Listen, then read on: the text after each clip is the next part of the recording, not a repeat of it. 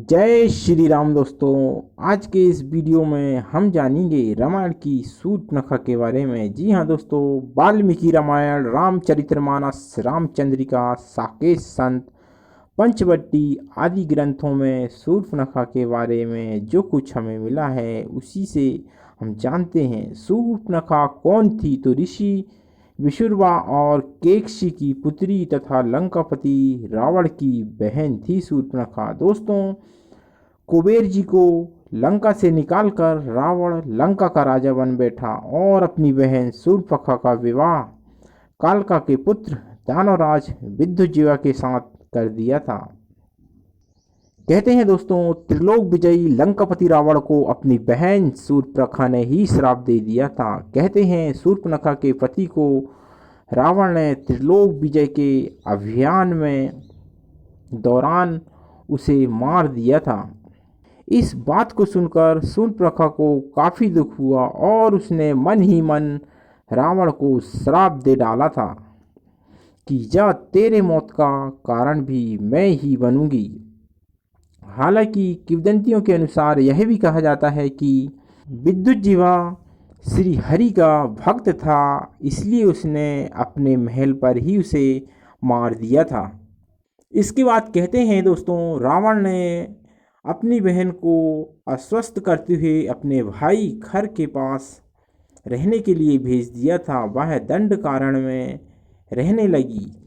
दोस्तों, उस समय भगवान राम दंड कारण में ही रहते थे। वहाँ शूर्पणखा ने जब श्री राम को देखा तो वह उन पर मुग्ध हो गई और राम का परिचय जानकर उनसे कहा कि मैं इस प्रदेश में स्वच्छंद विचरण करती हूँ। मैं एक राक्षसी हूँ, मुझसे सब भयभीत रहते हैं। विशुरवा का पुत्र बलवान रावण मेरा भाई है, मैं तुमसे विवाह करना चाहती हूँ।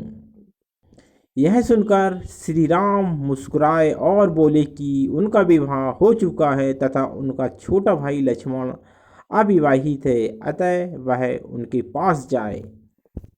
कहते हैं दोस्तों, शूर्पणखा ने लक्ष्मण के समक्ष विवाह प्रस्ताव रखा, परंतु लक्ष्मण ने अस्वीकार कर उसे फिर से राम के पास भेज दिया। यह सुनकर वह भड़क गई और उसने कहा कि मैं सीता को भी अभी खा लेती हूँ, तब यह सौत नहीं रहेगी और फिर हम विवाह कर लेंगे। जब वह सीता जी की ओर झपटी तो राम के आदेशानुसार वह लक्ष्मण जी ने उनके नाक कान काट दिए। कहते हैं कि जब यह घटना घटी तब तीनों पंचवटी में रहते थे। पंचवटी नासिक में है। यह भी कहा जाता है कि नासिक का नाम इसलिए नासिक है क्योंकि वहाँ शूर्पणखा की नाक कट गई थी। हालांकि कुछ विद्वान इसे नहीं मानते। दोस्तों, अपनी कटी नाक के साथ शूर्पणखा अपने भाई खरदूषण के पास गई। दोनों ने अपनी सेना सहित हमला किया। राम ने लक्ष्मण सीता को एक कंदरा में जाने को कहा और वे अकेले ही संपूर्ण सेना से युद्ध लड़े। अंत में उन्होंने खर और दूषण का उनकी सेना सहित वध कर दिया। मुनि और गंधर्व भी यह युद्ध देखने गए थे। दूषण, त्रिशरा तथा अनेक राक्षसों के मारे जाने पर खर स्वयं राम को युद्ध करने गया था और वह भी मारा गया। राम ने खरदूषण, त्रिशरा तथा 14,000 राक्षसों को मार डाला था। कहते हैं दोस्तों, पंचवटी में लक्ष्मण से अपमानित शूर्पणखा ने अपने भाई रावण से अपनी व्यथा सुनाई और उसके कान भरते हुए कहा, अत्यंत सुंदर है और वह तुम्हारी पत्नी बनने के सर्वथा योग है। तब रावण ने अपनी बहन के अपमान का बदला लेने के लिए अपने मामा मारीची के साथ मिलकर सीता हरण की योजना बनाई थी। कहते हैं कि पूर्व जन्म में यही शूर्पणखा इंद्रलोक की नयनतारा नामक अप्सरा थी। उस समय पृथ्वी पर वज्रा नामक एक ऋषि घोर तपस्या कर रहे थे। तब नयनतारा पर प्रसन्न होने के कारण ऋषि की तपस्या भंग करने हेतु इंद्र ने इसे ही पृथ्वी पर भेज दिया था। परंतु वज्र ऋषि की तपस्या भंग होने पर उन्होंने इसे राक्षसी होने का श्राप दे दिया था।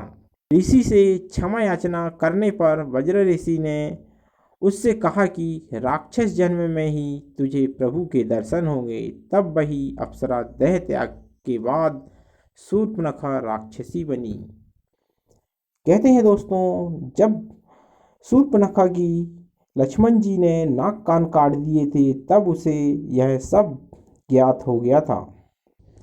उसे भान हो गया कि वह कौन है। तब उसने प्रभु के कार्य को पूरा करने के लिए उनकी सहायिका बनकर प्रभु के हाथ से खरदूषण, रावण, कुंभकर्ण, मेघनाथ आदि निशाचरों को मर्म दिया और प्रभु प्राप्ति की उचित प्रक्रिया की।